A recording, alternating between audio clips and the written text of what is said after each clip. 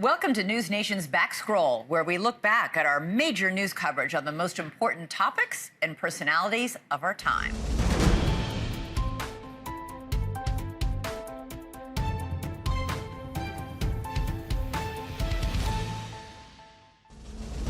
It's about lithium. So China is the main exporter of lithium around the world. Lithium powers this. The Trump administration wants to get away from all dependence on China.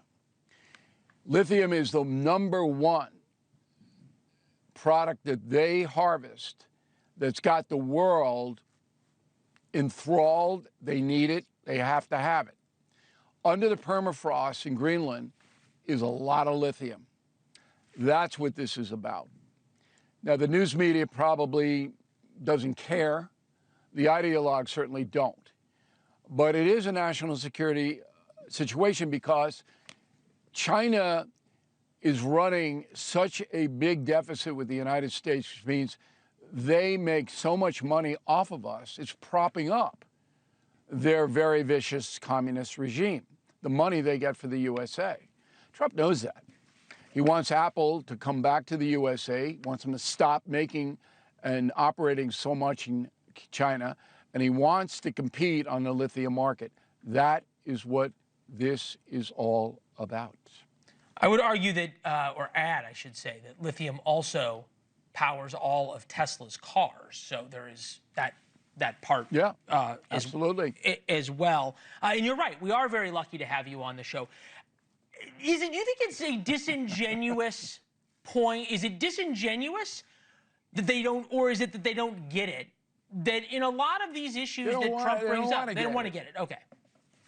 Look, if you watch some of the sound bites about the California fires, there is no question, it is in stone, that Donald Trump warned Newsom and the California legislature 6.5 years ago, an explicit warning that California was going to get battered by wildfires.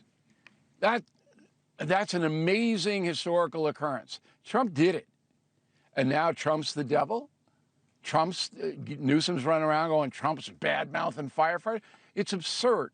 So people who are prisoners of their ideology, and there are millions, who make money off their ideology, as does NBC News, the New York Times. They're not making a lot of money anymore, but, you know, that's what the game plan was. They don't care. They're not in business to inform the American people of why Donald Trump wants to control Greenland. And here's the kicker on it. The United States is not going to invade Greenland, all right? What we're going to do is sign a lease to harvest raw materials, giving Copenhagen a nice cut. And the king over there, Victor, he'll get a nice little pension for himself. And we'll go in, we'll do the lifting, we'll get the stuff out. Copenhagen and Denmark will prosper, and we'll have an advantage over China. That's what it's about. Live shot of Greenland right now. We'll see if the northern lights come out. Hopefully also they'll let us build a few more military bases so we can protect the Arctic, or have control over the Arctic rather than the Chinese. Leland, let me correct you. They're not going to let us do anything. That'll be part of the deal. Well, that's what, okay, in order fine. to protect our investment, in order to security and to protect our investment, we will have the ability to put U.S. forces in Greenland. And they'll all work it out. This isn't a hard deal. It's not. It's not a complicated deal. And the Danes will do it. I hear you on Greenland, and I understand. There is something, though, about Donald Trump that I want you to explain to us, as you have a unique perspective to do. Because you watch him lay out these extraordinarily hard lines. And I'm thinking, for example, about the past government shutdown, where he said either get rid of the debt ceiling or shut the government down. And the next day, he endorsed a bill that did not extend the debt ceiling or eliminate the debt ceiling. Is there a danger in having a president, and I understand to take him seriously but not literally, who stakes out these negotiating positions effectively so he gets a small concession, as I said, and then goes ahead and declares victory? To me, it seems a little too bombastic and a little dangerous when you're dealing in not just lithium, but in national security? Well, number one, I hate those bombastic guys. Number two, we deal with this on Friday in the Trump special, and I want everybody to watch it on NewsNation. It's going to be really something at 9 o'clock about why Donald Trump does what he does. I think Greenland will be worked out with us. I think we're going to have it. And I think the people want to be with us. I don't know really what claim Denmark has to it, but it would be a very unfriendly act if they didn't allow that to happen, because that's for protection of the free world. President Trump sounding like he's not backing down when it comes to his desire to buy Greenland. It comes after reports of a fiery call between Trump and the Denmark Prime Minister, and also this aggressive message by a Danish politician directed at Trump. Take a listen. Dear President Trump, listen very carefully. Greenland has been part of the Danish kingdom for 800 years. It's an integrated part of our country. It is not for sale. Let me put it in words you might understand. Mr. Trump, f*** off. Okay, so take a look at this map. This is what North America and Greenland looks like right now. We've all got it, right? Well, Greenland is the largest island in the world and an entry point to new shipping routes opening up through the Arctic. And the Panama Canal, which is also something Trump has his eye on, is a crucial global trade route for maritime commerce. If Trump gets his way, it would completely rewrite the map of the Western Hemisphere. I mean, take a look. This is what it would look like. All of this in red.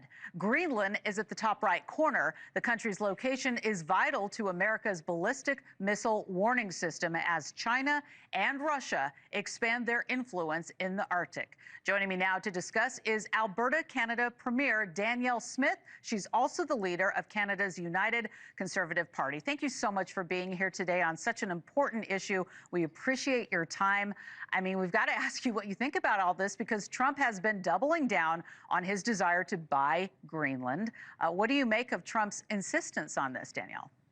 I think he's very concerned about Arctic security, and he wants to make sure that he's got partners who are equally concerned about it. He's been pressing Canada for some time, since the first administration, to make good on our 2% commitment to fund NATO spending. And our country currently has a plan to get there by 2032. All of the premiers in our country have been pressing the federal government to move faster than that. And I think that that's what I'm hearing, is that if we can demonstrate that we are a partner in Arctic security, we already have NORAD as a combined force between Canada and the U.S. for protection. I think those are the kind of things that the president wants to see from Canada, and those are the kind of things that you'll see a lot of voices asking for here. All right. Well, do you think that Trump should acquire Greenland and Canada? I think we want to continue to be best friends with the United States. There's a phrase that best friends shouldn't move in together. We have a very strong long-term relationship with the United States. It's been tariff-free for much of it in the last number of decades. We know that we support the Americans in their aspiration for energy dominance, which is connected to national security. Part of the reason why the Americans have been able to export so much oil internationally to achieve their targets and achieve the support of their allies is because Canada backfills. We have a heavy oil that goes into U.S. refineries to keep prices low for American consumers, and then that allows the Americans to export their product around the world. You make the same case on all the critical minerals. I mean, we're watching as China is trying to cut off the critical mineral supply chain to the United States for germanium and gallium and antimony. We've got all of that in Canada. We've got uranium, which we think would be a great partner for the United States in providing that security. So I think we've got a partnership that works, and we want to maintain that. All right. Well, we've got this looming threat of 25% tariffs imposed by Trump on Canadian goods starting February 1st. You have decided to take a different approach, I understand, from the other premiers of your country. Last week, you did not sign their joint statement on how Canada plans to respond to these tariff threats, prompting criticism that you are not for Team Canada. That's what some people are saying. I want to get your take. Tell us about your decision. Well, some of my colleagues were saying that we needed to cut off energy exports to the United States, and I think that's the exact opposite of what we want to do. I think we want to double our exports to the United States. Right now, America uses 21 million barrels of oil a day. you only produce 13 million barrels a day. So you need to get that additional amount from somewhere. And our particular grade of heavy oil is your refineries are configured to receive it. If you don't get it from us, there's places in the world that you probably don't want to buy it from, like Venezuela and Iran. And so if the Americans want to continue to be dominant on energy, I think Canada needs to be that partner. That's part of the reason why I said I think we're going in the wrong direction talking about cutting off supply. We should be talking about increasing it. So did you happen to see this inside the Oval Office today? The commander-in-chief, with his strongest statement yet, asked about the possibility of annexing Greenland. I think it'll happen. We've been dealing with Denmark, we've been dealing with Greenland, and we have to do it. We really need it for national security. I think that's why NATO might have to get involved in a way, because we really need Greenland for national security. The president even suggesting the head of NATO could help facilitate the possible acquisition of the world's largest island. It also comes a day after Greenland's opposition party was elected. Their leader says that the island, Greenland, not for sale. Here with me now is Carla Sands. She was the former ambassador to Denmark and Greenland under President Trump in the first Trump administration. Great to have you here. Great to be here. Thanks for being with us. So this was talked about in Trump 1.0, and it was kind of like laughed at and mocked a little bit. But he's doubled, quadrupled, tripled, whatever the word is down at this point in time. Why is he doing it? What's the reason? You know the thinking behind it. What's the reason why the president's doing this? Well, I think it's a common sense solution, and the status quo is unsustainable. Denmark can't afford to develop Greenland. They also can't afford to defend it. They just don't have the capacity. They have an economy about the size of the state of Colorado. And so in order to secure our northeast, I mean, literally Denmark, the world's largest, Greenland, the world's largest island, just off our northeast coast, 1/3 the size of the continental U.S., is largely undefended.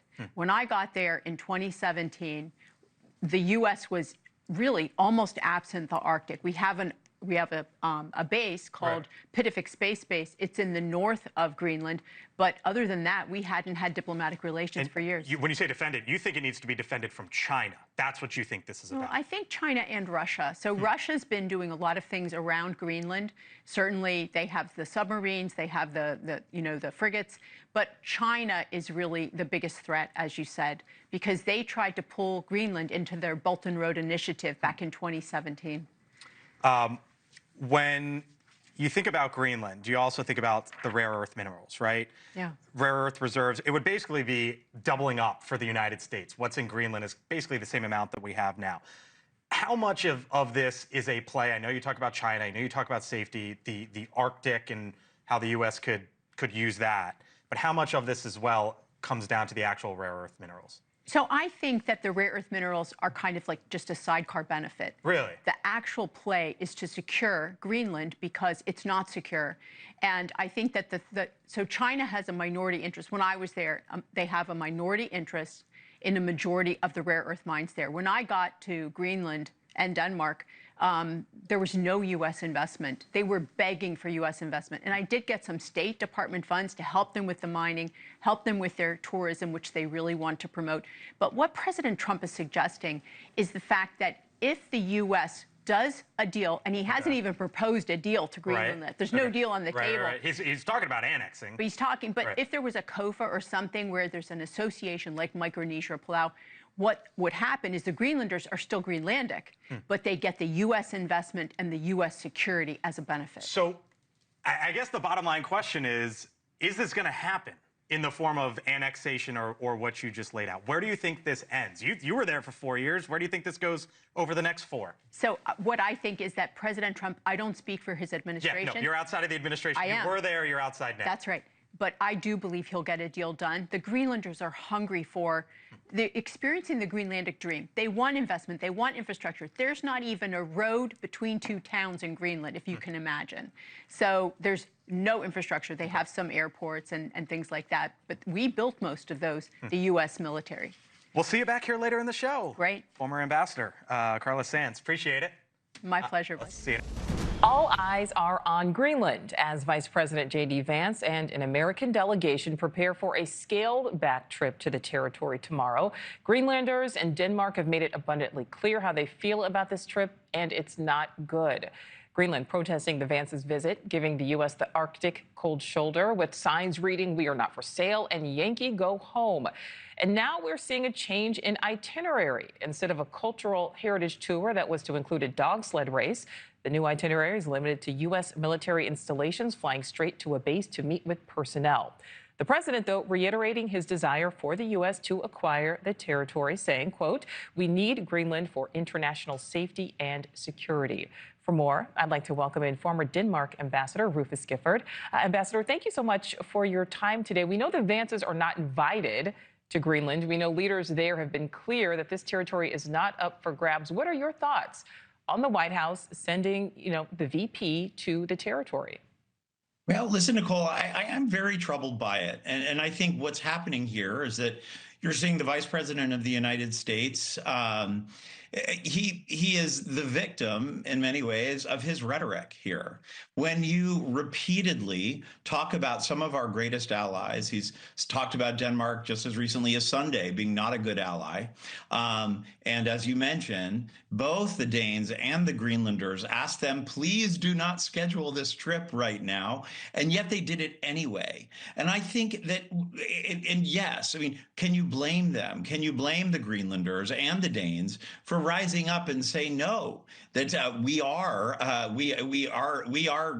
Greenland. We have a say here, and you can't behave in this, frankly, somewhat imperialistic way when it comes to our land, our territory, our country. So I'm not surprised. I've been to Greenland 9 times. It's a very, very they're a wonderful people, but it's complicated, and the history is complicated, and our relationship with the Kingdom of Denmark has been so rich and powerful and so important to the freedom and security of the world, of the West. And it's just it's depressing to me to watch the way the Trump administration talks about our alliances. So I am frustrated by it. I have to be completely honest with you. And I think it's a mistake. I think it's a mistake for Americans. I think it's a mistake for this administration to move forward with this trip at this time. Well, Ambassador, as you mentioned, the U.S. and Denmark are allies. And Greenland's prime minister says the only purpose of this trip is to demonstrate power. Do you agree? Well, look, I don't want to get inside the head of Donald Trump or J.D. Vance. I'm not here to do that. This is what I do know, Nicole. What I do know is that Greenland would love nothing more than to have a closer relationship with the United States. Geographically, they're part of North America.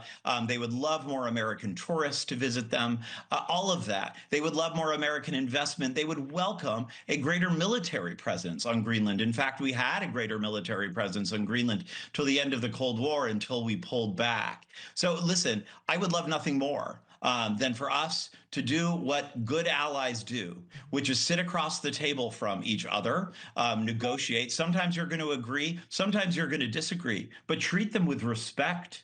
And frankly, what I have seen from the Trump administration, ever since Donald Trump tweeted that he was planning to take over Greenland, is nothing but disrespect for our allies. And I know this, and being the person who had to go to the Prime Minister or the Foreign Minister of Denmark and ask them to send their brave young men and women into combat alongside Americans, and they always said yes. They never hesitated. They are a fantastic ally. We should respect them as such, and I just do not see this administration doing that. Let's say, Denmark says, look, we're not selling you Greenland, and yeah, I know you want to put another military base there, but we don't want it, or whatever the case may be. There's nothing really we can do, right? I mean, it sort of sounds like President-elect Trump is talking about the possibility of military action. Well, I know that lawmaker, and she's a wonderful woman. But I have to say that Denmark is part of NATO. It's one of the founding nations. And there are certain rules in NATO. And one is Article 3, that you have to be able to defend your own territory. Denmark is a little country with an economy and population kind of like our state of Colorado. And Greenland is 1/3 the size of the continental U.S., and then it has all those open seas around it, and it's part of North America. It's right off our northeast coast. And so the idea that Denmark can't defend it, can't afford to develop it, it's like owning an asset you can't afford to own. And Denmark doesn't really own it. Greenland is a semi-autonomous country. The only thing that Denmark controls is their defense and their foreign policy. But you can see that they don't really control the defense because they can't defend it. So Denmark's a great ally. For 200 years, they've been a great ally. We love Denmark. We'll get to a good place because President Trump wrote a very famous book called The Art of the Deal. He never takes anything off the table. We'll get to a good place. I'm sure of it. Because wouldn't NATO, based on what you just said, be obligated to defend Greenland if there was an issue with China or Russia, et cetera? Well, there's already an issue with China and Russia. So already China, the CCP or related companies own a minority interest in a majority of the mines. And there's a lot of rare earths up there. And we need those for our cell phones and our defense equipment. China's already cut us off from certain rare earths just recently. And they continually threaten to do this to us. So we have to have, we don't want Cuba next to our country. We don't want, to have a country that's controlled by an adversary. It's a very dangerous world. This isn't 50 years ago where you could be laissez-faire about these things. President Trump sees a real need to secure our northeast flank. Look at what China is doing in places like the Spratly Islands where they're creating these defense hubs and pushing out their territory. We can't allow that to happen to Greenland. Greenland is about 57,000 people. They're great people. They deserve opportunity so they can prosper and have good paying jobs. Denmark sends Greenland around $600 million every year, but Denmark also benefits from having Greenland be part of their kingdom. So I think that there will be a great deal done. I never speak for President Trump, but I know he has a great deal in mind to get it secure. Right. So it'll be negotiation, not military action, right? I mean, listen, I'm not taking anything off the table for our incoming president. But what does that mean? What does that mean? We're going to take over Greenland potentially using military force? Well, we already did that once in the middle of the last century. In the mid 20th century, we actually occupied Greenland. There was about 20,000 Greenlanders then, and we had about 5,000 soldiers. But when we got to Greenland, and part of the reason there's resentment from Greenlanders toward Denmark is how they were treated by the Danes. When we got to Greenland, Greenlanders told me they weren't allowed to own shotguns. They weren't allowed to own kerosene lanterns. They called them Aladdin lanterns. The Danes had kept them living like Stone Age people, and they didn't have opportunity. And you just don't get over that overnight. And so the idea that I signed a trade and cooperation agreement with the Greenlanders in the waning days of the first Trump administration. I did the same thing with the Faroe Islands. We need countries to have good relationships with us. They want to have trade. So I know there will be great opportunities for the Greenlanders to grow their economy. And I'll give you another example.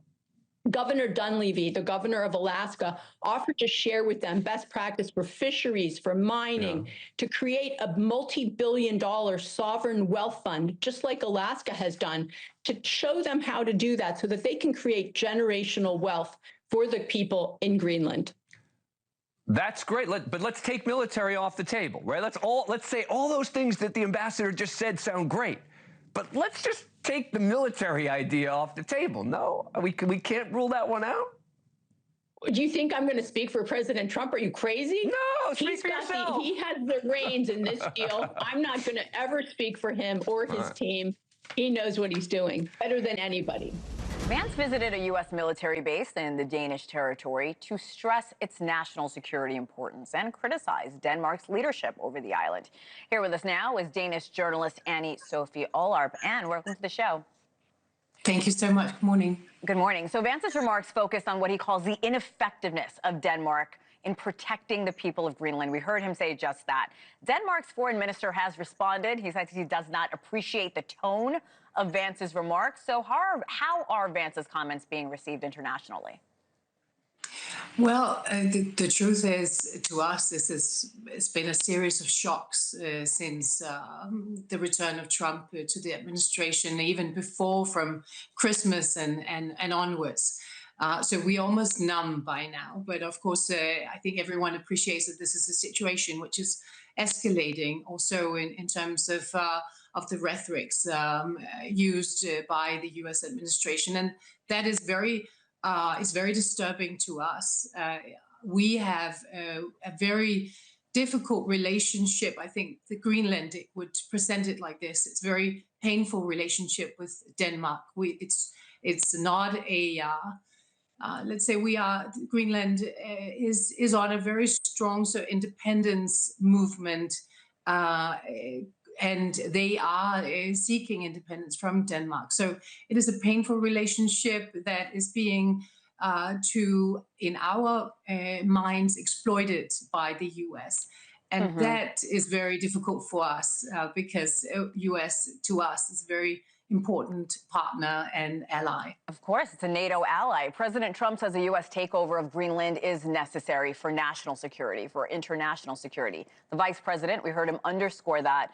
But you say the U.S. already has the access they need. We know we have 150 U.S. troops in Greenland. So can you further expand on that?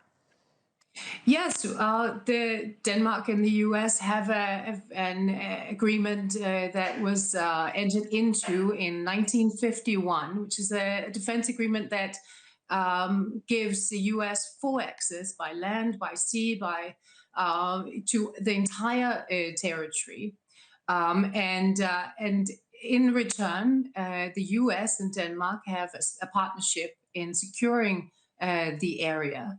And so we feel slightly confused. We know that we ought to have a bigger presence in the Arctic, but to be lambasted by the U.S. in this way, while the U.S. only have about 150, 200 people in one base in Greenland, is confusing to us.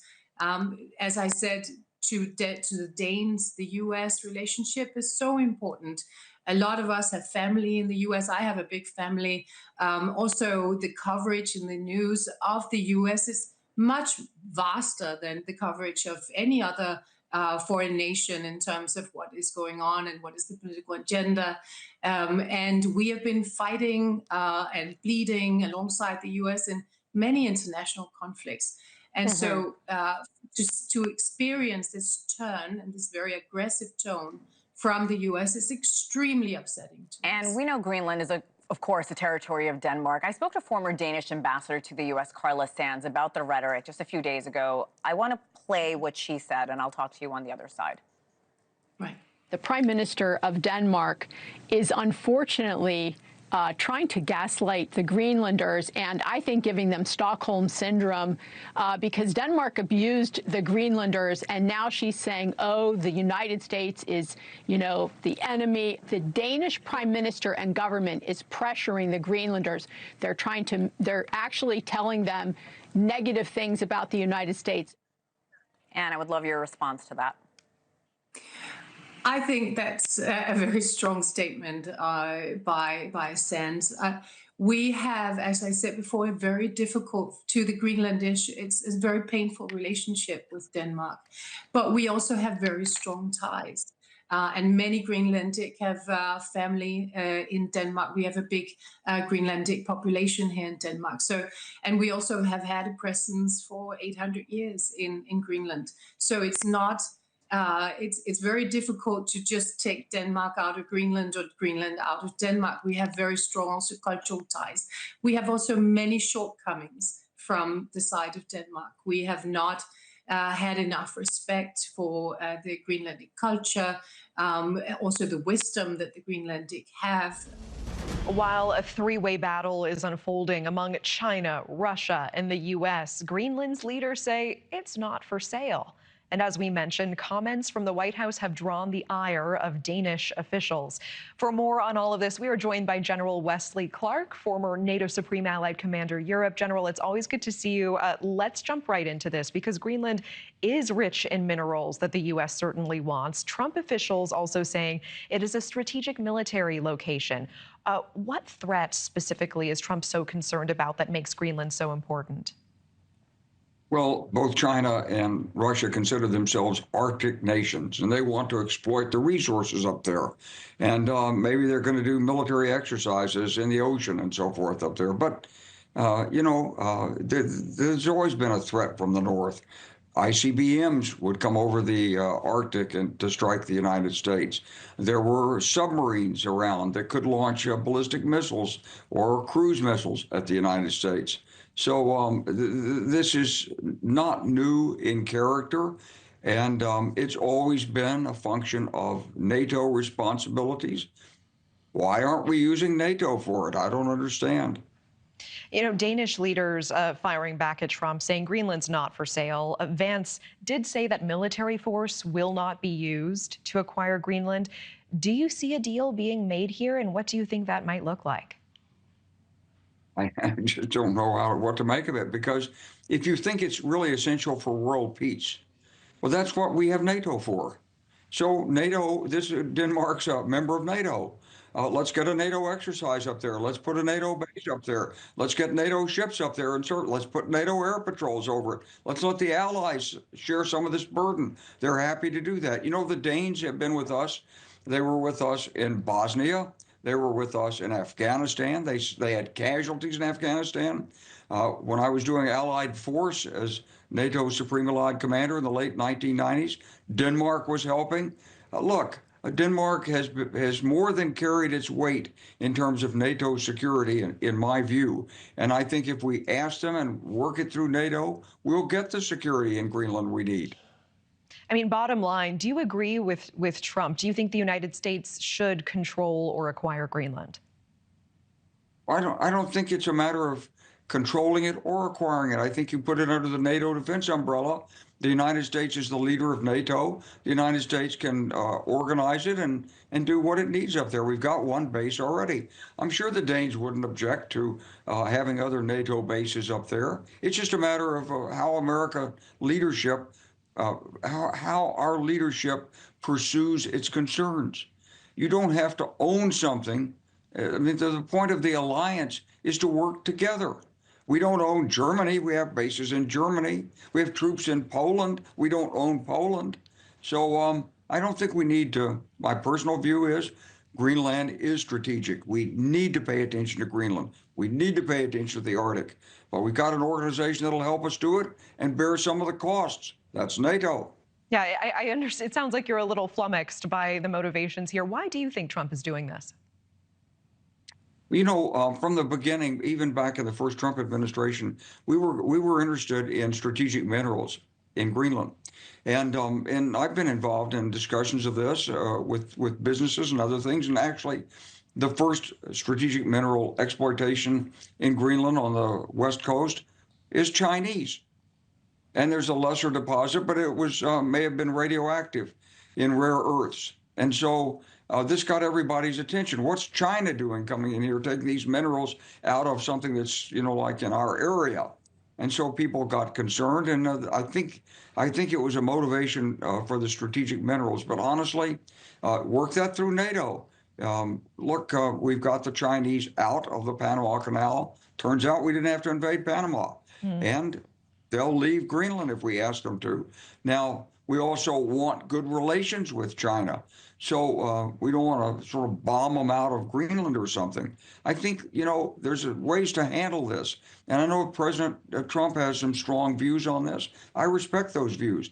I think he's right to focus strategy on Greenland. But I think you can do it in a constructive way.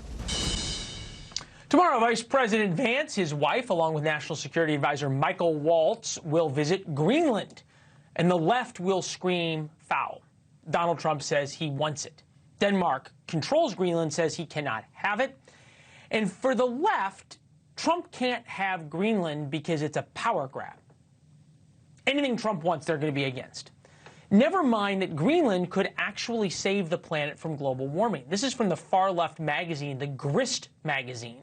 Beneath Greenland's ice lies a climate solution, a new geopolitical battleground China now has a stranglehold on.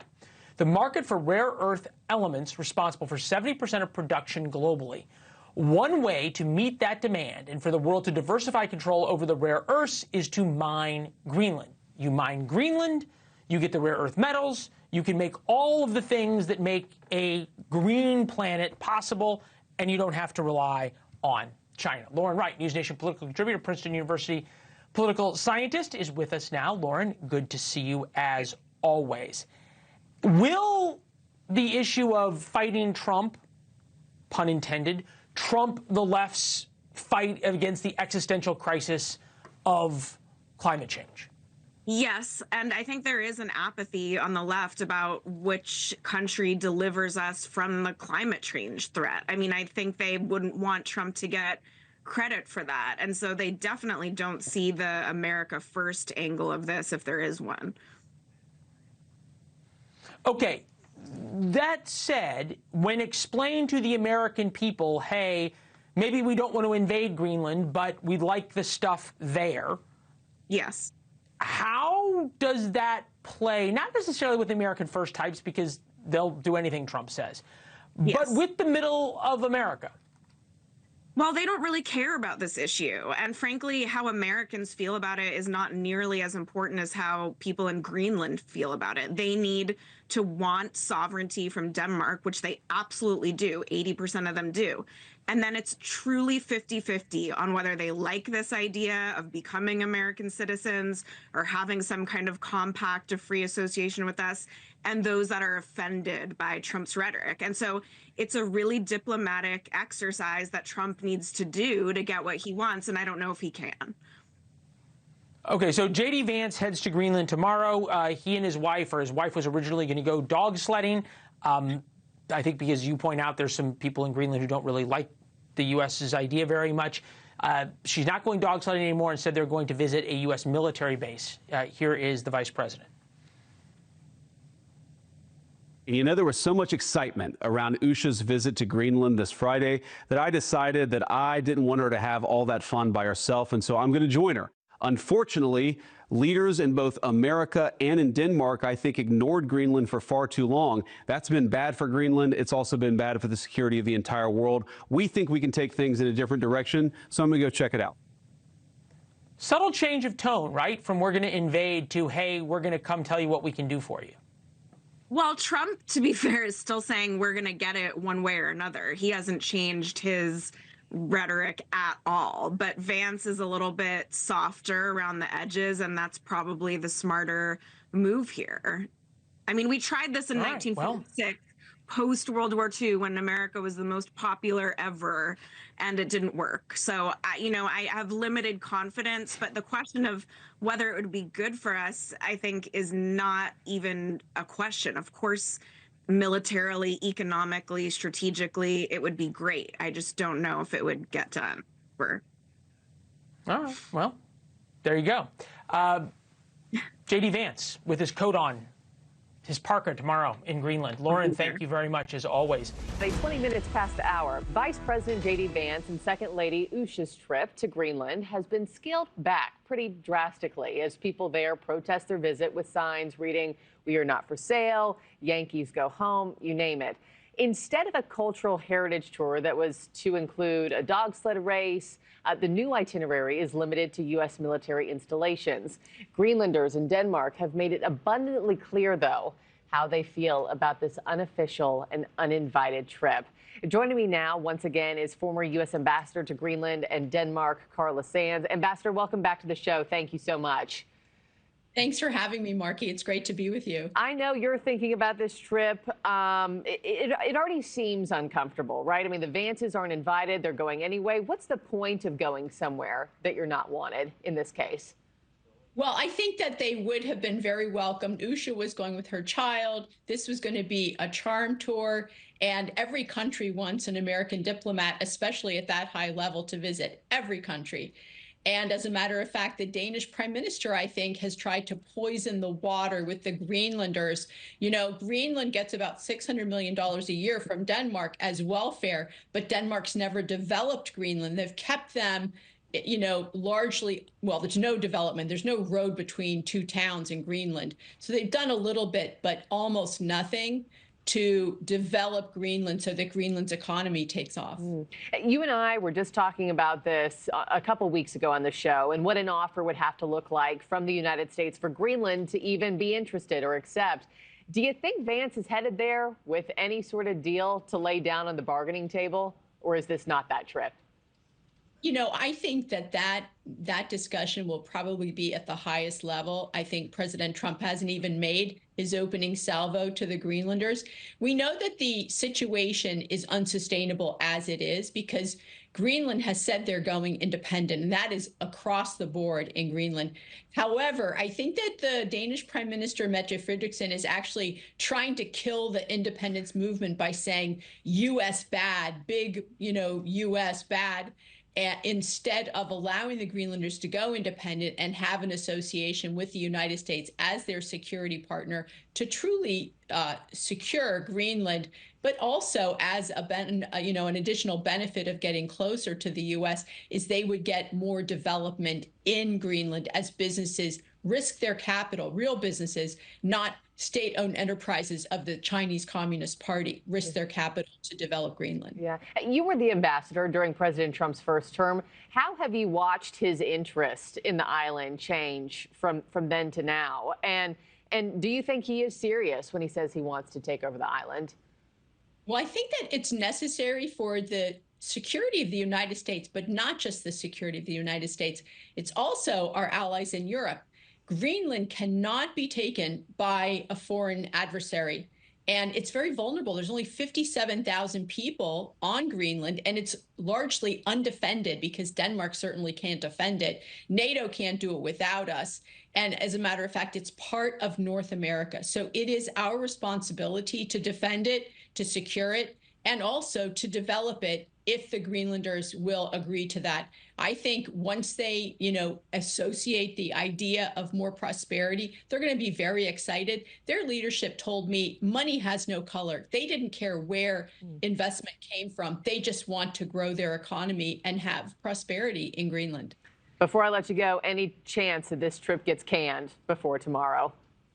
I think that Vance is actually on her way there now. It's so unfortunate that the Greenlandic people don't get to know our wonderful, very charming second lady, and that relationship doesn't grow. And that is because of Denmark and their attempting to destroy the relationship between Greenland and the United States. As their fake polling, their spreading of rumors, their negative stories, all of that is an attempt to quash their independence movement and ruin a beautiful relationship. Get some more insight now from an Arctic defense expert.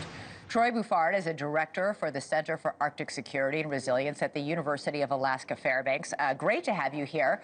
So, listen, President Trump is not the first American president to show interest in annexing Greenland. The U.S. has tried repeatedly since 1910 to either annex or buy Greenland. Explain why. I think what is really being behind this effort is the emerging threat, and I think where the threat's going to lead to, in the form of hypersonic cruise missiles. The North American defense enterprise has been set up. It's a legacy system from the Cold War to handle ballistic missiles. It cannot handle hypersonic cruise missile threats. So there needs to be a significant upgrade to that entire defense architecture, plus the east and west ends of that defense architecture are pretty well developed and experienced with tests from Russia. And at the center sector, right there where Duvik Air Base, Space Force Base is, has not. There are some gaps there that could be exploited. The whole thing needs to be upgraded, but especially that base. Well, being upgraded is one thing. Why do we need to acquire Greenland? Why is it in our national security interest? We probably don't need to acquire Greenland to do this. All this could be probably done in other softer diplomatic ways, but that's not how President Trump thinks. He thinks about everything in a business strategy approach. And he thinks, very likely thinks that the United States and he himself are too big and important to have to compete with entities like Denmark and Greenland in this business sense, on equal footing as sovereign heads of state. Yeah, but he's not playing by the rules. We're all seeing that. And that's the whole approach, and that shapes everything here. But you're talking about hypersonic missiles. You're talking about new modern warfare. This is not a new or modern desire on the behalf of American presidents to acquire Greenland. I mean, for more than 100 years, there have been various dances around this issue. Why? Previously, throughout the Cold War and now, Greenland has been a natural part of North American defense. The emerging threat is adding more urgency to this for sure. But the hard part is, and the difficulty is getting past just how President Trump thinks this could be handled by soft diplomacy and normal processes, and but that's not how he thinks. He thinks this is a business deal. We all understand how that works, and this becomes a very aggressive competition for him at this point. We do know that Greenlanders want independence from Denmark. They're not happy with Denmark either. They can't be independent. They have no standing military. They have no chance. I mean, isn't it in Greenland's interest to come into some sort of a diplomatic agreement with the United States and align itself more closely with the U.S. and decouple with Denmark? I think that's what we're going to see in the near future, is those kind of opportunities. Denmark's relationship with Greenland is pretty healthy, and they stay out of the business of independence of Greenland largely. But as you just stated, it's a difficult road to attain. And that could be the kind of things that the United States could offer that could accelerate that opportunity to achieve independence. And that may be what we see that Vice President Vance just talked about, as now that the pressure's on, we've made our power position moves and visited, that could be the next steps, is like, okay, it's time to negotiate. Let's come to the table and let's talk about a compromise. And that could be things that are offered to the people of Greenland. China has, in fact, tried in recent years to buy ports in Greenland and access minerals there. Yes. So it's not like the United States is the only superpower, for that matter, eyeing Greenland and thinking, I need that. We directly intervened with that when China tried to entrench itself in a financial opportunity to update and upgrade 3 international airports in Greenland. And that was through the Denmark proper. And to date, in the Arctic, me and my colleagues and friends, everyone in the circumpolar north, we're the only ones that have successfully contained China in a region of this planet to date. That hasn't happened anywhere else. So that's all in the past, a few years ago. That's what's triggered this whole interest in Greenland in the first place. And now here it's shifting to another phase quickly of importance that is difficult to kind of understand. But up here in the north, this is daily business for us. We understand and live with the role of North American defense, early warning responsibilities. So Space Force base there in Pituffik is now becoming part of the conversation. Right. We need to understand.